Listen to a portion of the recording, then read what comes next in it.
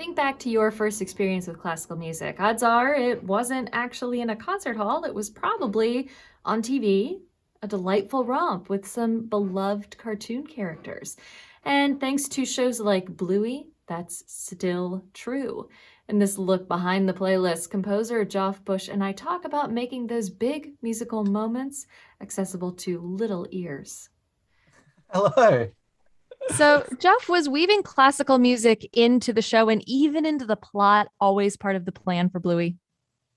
Well, it wasn't a part of the plan from the get-go. I would say it sort of came about. We didn't sit down and say, "Oh, we're going to put lots of classical music in this." But very early on, we did an episode called Magic Xylophone, and we used a piece called Rondo alla Turca. And um, with that piece, Joe Brum had a really clear idea that we should use that for that episode, and it worked so well that we just kept going and finding more and more pieces that seem to fit. And there's such a tradition of using classical music in cartoons, particularly from the Warner Brothers, Kill the Wabbit, all that sort of stuff. And I think we use it in a bit of a different way with Bluey, but it's not a new thing, but we're hopefully extending on that tradition in a way. Which moment of the soundtrack so far that you can tell has had the biggest impact on viewers? I know the Sleepy Time episode is a very big Yeah. deal Yeah. among my friends with little kids. And how have some of those been reworked to fit in the soundtrack?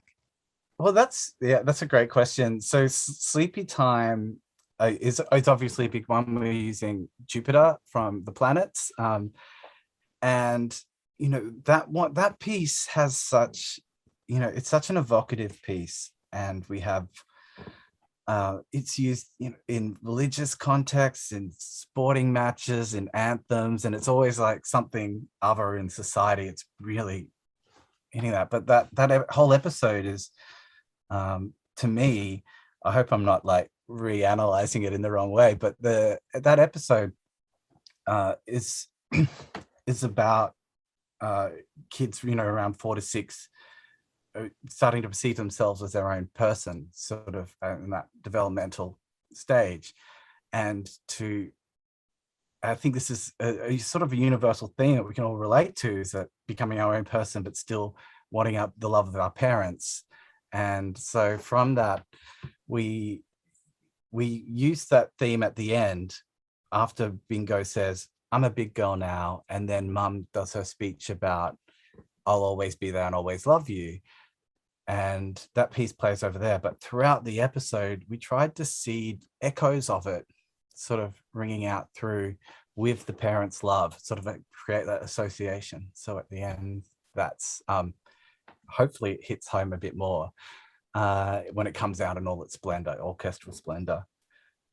Another episode I'd probably talk about would be Bike, which is in that episode, Bluey's trying to learn to ride a bike, and she gets frustrated, gives up, and sits down with Dad, and they're watching all the kids struggling with their own hurdles, things they're trying to learn around the park, and they're just sitting there watching them. Muffin's trying to put on a backpack, another kid's trying to jump and cling onto the monkey bars, and Bingo's trying to access the water fountain. And that reminded me of when I was a piano teacher, and one of the first pieces I'd always teach kids was Ode to Joy. And so that score mimics a child learning to play Ode to Joy. So it's a bit like,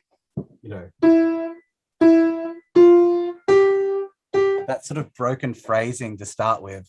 And then as all the kids start to learn how to overcome their own sort of problems or things they want to achieve, it grows and grows. And then, similarly to Sleepy Time, bursts out in its orchestral splendor. I keep using that phrase, but that's where we get to. And I think that's those two pieces, those two uses of classical music are probably the two most people mention when they talk about it. I love how it takes it to a new level. I mean, that Ode to Joy, I noticed it's like kids trying something new, thinking, I'm gonna like this. Like Yeah, I'm gonna be joyful. yeah, But I don't exactly. quite Yeah, have and it and yet. it's and who can't jump out of their seats when they hear that music? It's amazing. It's just like I don't, yeah, and so simple. And it seemed to fit there. And that was another really early episode we did where we used it and thought, oh, maybe we're onto something here. Let's try a few other pieces, and we continued. You mentioned the magic xylophone already. That starts with Mozart's Rondo alla Turca, named out loud and all. And within about a minute of the episode, one of the kids puts their dad's finger in his nose. And has anyone sort of maybe not quite gotten the vibe and said, "Oh, you're not taking this music seriously. How could you?" Well, particularly with Mozart, there is that I think there is, and I think this is something that's often lost with classical music, is that it is also fun. It's not all heavy. Mozart can be incredibly cheeky and humorous, and all those nuances, and it is fun. It's not, and even I mean, opera's maybe a little bit different, but yeah, I mean, it's not all bad guys in movies listening to things while they're scheming. There's an inherent cheekiness to it. Even after 400 years, I think we hear it and we go, that's actually fun. I also think, kids aren't told what's cool yet, so, or what music's for them or anything like that. So when they I think you could probably play Schoenberg to a child and they'll be like, cool, it's angular. But for adults, we're going, that's the mind of a psychopath. And but I think we're still like, for a lot of kids, they're just they haven't been told what the meaning of these things are. Yeah. And I should also say, particularly for pre-romantic music, you've got a lot more scope to murder it, I think, in a way. It's because they're really it hasn't been imposed too much. A lot of the pieces haven't been imposed with an inherent meaning that we're all supposed to be aware of.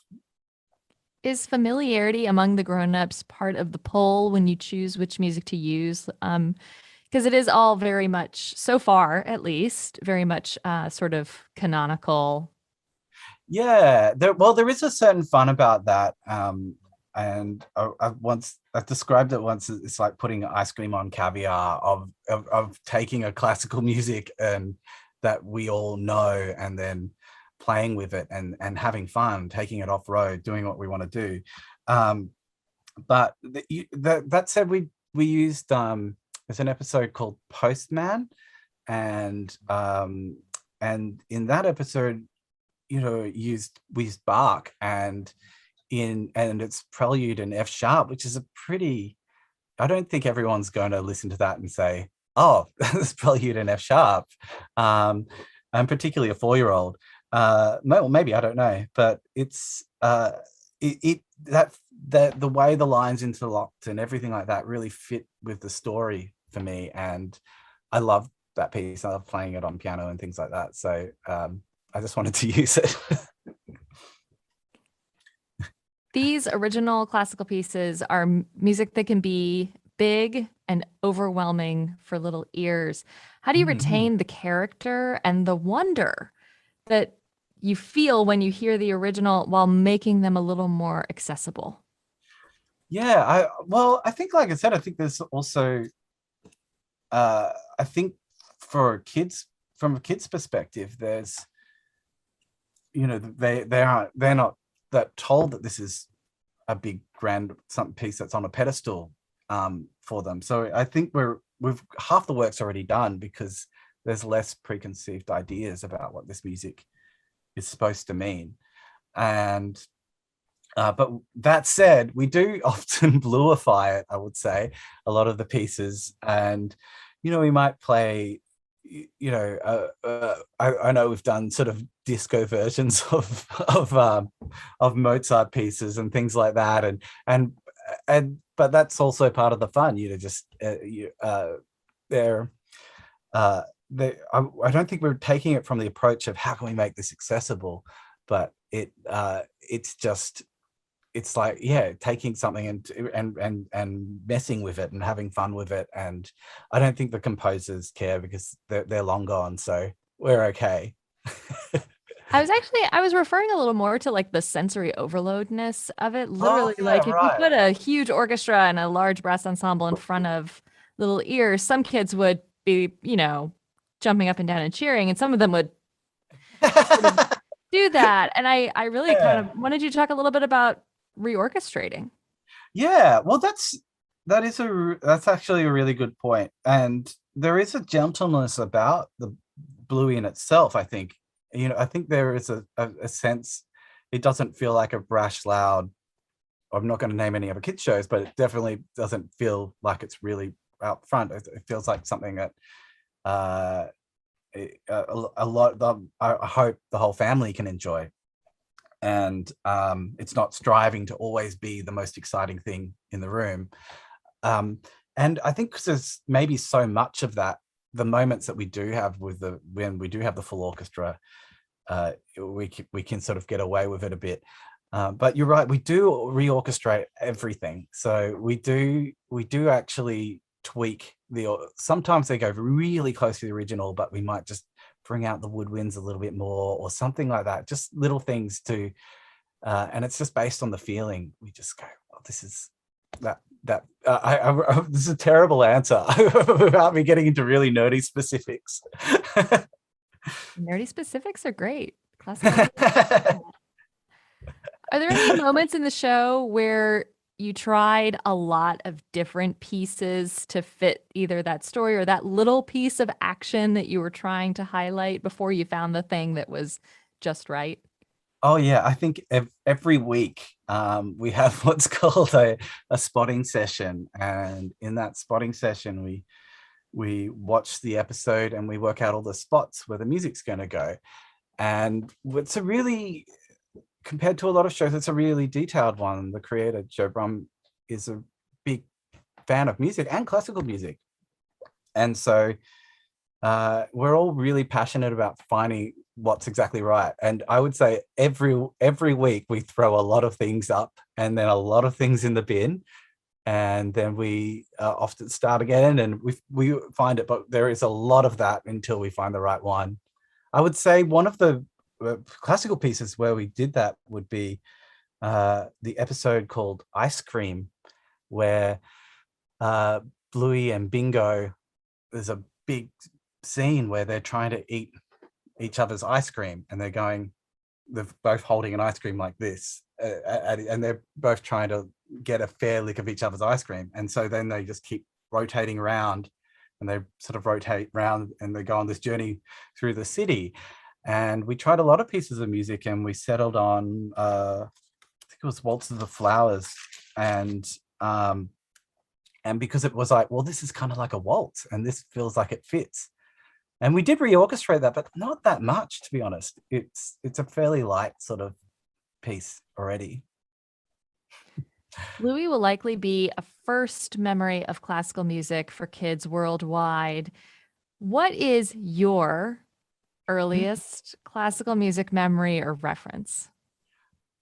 That I cannot remember what my first classical music memory is, but I do remember an important one when I must have been 14 or 15, and I can't remember too many specifics about it.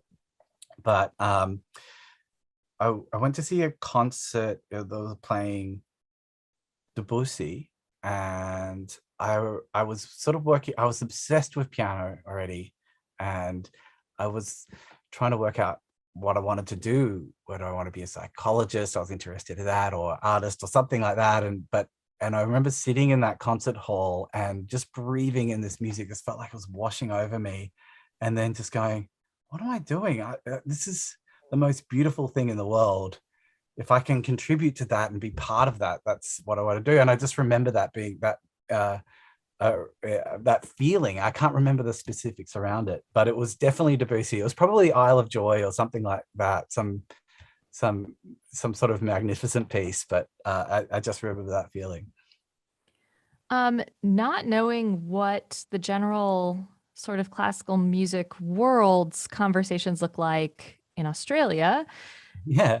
In the United States, among classical musicians right now, one of the big pushes in terms of evolving the genre itself is for orchestras and record labels to renew a focus on equity.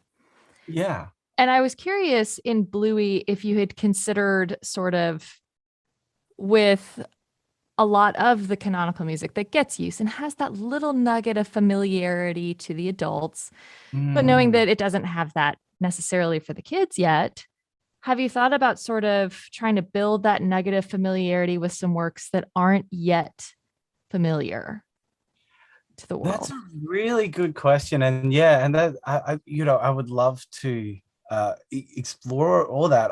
The tricky thing is that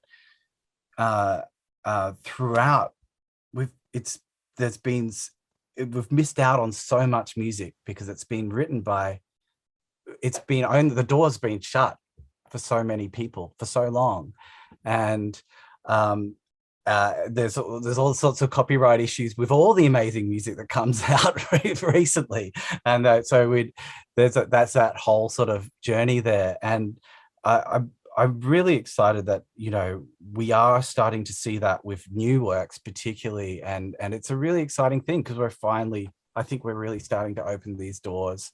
I mean, I'm a white man. I can't speak from experience, but I'm really excited to see what music comes out in the future because of this, and how things are changing.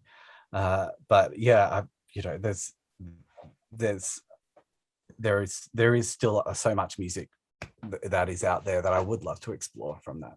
Speaking of the future, what I know season 3 is in production, and I know you can't entirely spoil anything, but Yeah. is there any piece of music that you can tell us to look forward to in later episodes? Oh yeah. We are looking. Oh, it's so hard for me. I can't get in trouble. But I love it. I think we're really starting to go down the sort of Bach route, because there's anything that's sort of pre-romantic in that era is so manipulatable. You can do all sorts of things with it, and no one's going to be going, but that's about death or something like that. No one's going to say anything. We're just going to go, that's just about the beauty of the music in itself, and the interlocking lines of thought and everything like that. And there's so many things you can do with the music like that. And so I will say we are using some Bach. That's as far as we've got, but we're only halfway through, so who knows? Louis Goes Baroque. Yeah. What piece of music you can I would think this one's fair game because it couldn't possibly be a spoiler. What piece of music have you Exactly. not yet placed in an episode, but you've kind of had in your pocket as like this is gonna end Oh, up animated? I I'm not sure. You know what? I've been listening to Haydn's, and I'm going to say this wrong, but there's the Storm und Drang symphonies. Yeah. Really? Or you can say Yeah. Storm and Stress. Yeah. And I'm not like a great encyclopedic knowledge of classical music, but I listen to it all the time, and I never remember the names. But and there is something that's uh, dramatically fun about that music, where I feel like whenever Haydn runs out of notes, he just hits on the fifth note of the scale. So it's like the sort of thing. And I think there's something really dramatic in a fun way about that I'd love to explore in a future Bluey episode. But I'm not sure what it'd be. It has to be fit in with the right game that they're playing. I wanted to put a plug in for the Florence Price Dances in the Canebrake. I was going to say Florence Price, and I've been I really just felt listening like to it would, oh, that would really, that I'm sure there's so much you could do with one of those. You can put in Florence Price. I've been listening to a lot of Florence Price recently, actually, and I love. I've been trying to find a way to put it in because it's such incredible music, and she's so underrated. Like, she's one of them, probably the most underrated composer I can think of.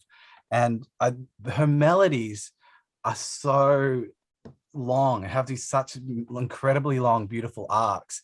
And I'm going, I keep listening to him going, there's got to be one where she's written some really wonderful, like little short things that are really easy to cut up and murder. But there's, I absolutely adore Florence Price. What do you hope these kids who watch Bluey, their relationship with classical music looks like when they're adults? When they're big, boring, stuffy adults. Yeah. Yeah. I haven't really thought about that too much. I hope that a lot of the connotations around concert music and orchestral music, people, I hope that they can just enjoy it for what it is without the quote unquote elitism around it, and or any concept of that, or feeling that it's not for them. I hope that everybody can feel that all music is for them, and concert music or classical music. I hope they enjoy that. And I did hear a story recently about someone messaged me saying their 3-year-old just asked Alexa to play Rondo alla Turca, and I think that's just really wonderful that they would put that up with, you know, Kids Bop or whatever it is, that, you know, it's all in there. It's just music to them. So I hope that stays with a lot of the kids who are watching Bluey today. Bluey is available to stream anytime on Disney+. The soundtrack is found on your favorite music app. And of course, those classical pieces can be heard on 90.5 WUOL Classical Louisville.